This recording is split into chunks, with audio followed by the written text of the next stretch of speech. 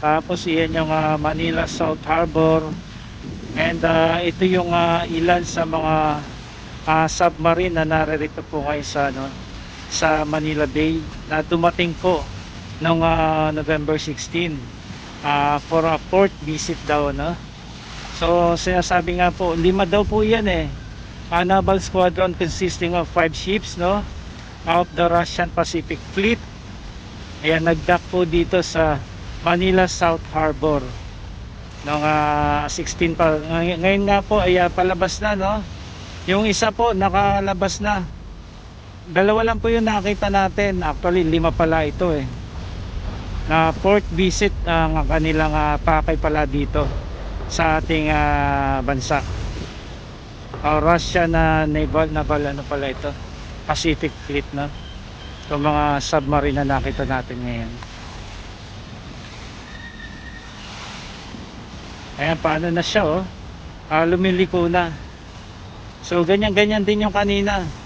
O siguro dalawa pa lang ito, no, or baka meron nang nakaalis kanina. 5 daw to ayan, Black Submarine ng Russian naririto po sa Manila Bay, port visit dito sa Manila South Harbor, no.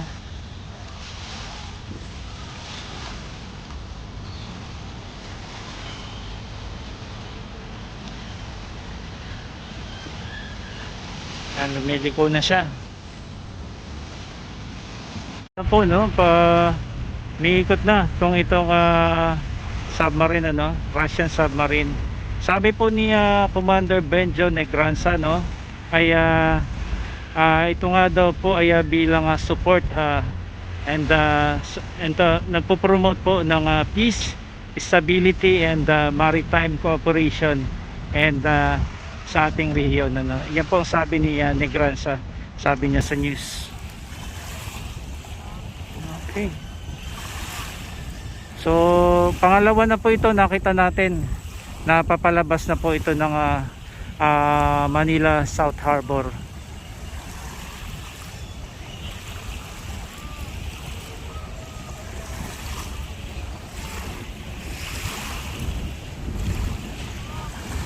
Okay, nakalayo na po yung isa, no. Tapos ito papalabas pa lamang yung pangalawa. 5 pala ito kaya lang pangalawa pa lang itong nakikita natin. Napapalabas na po ng Manila South Harbor. Ayan ayan na siya.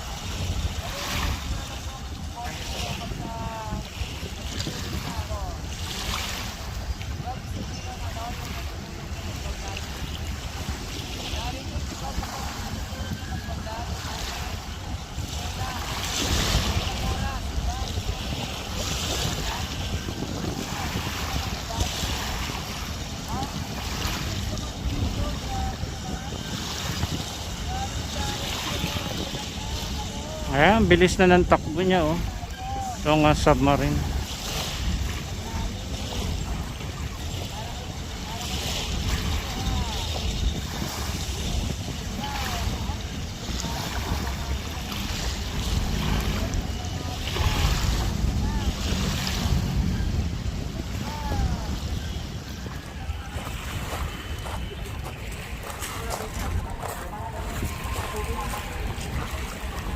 Ay pala, kita ko madaming medyo malalapit na barko dito.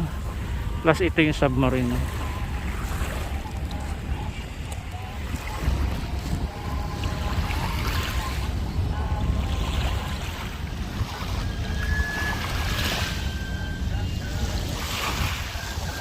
Ayan, hopefully malinaw, no.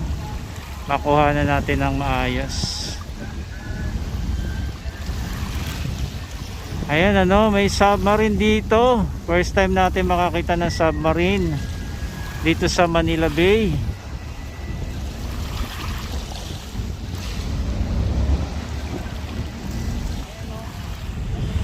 Alam ko bawal So sabi ba daw po sa vicinity ng from Russian daw po yung may-ari nito, Russian submarine, itong black na submarine na yan.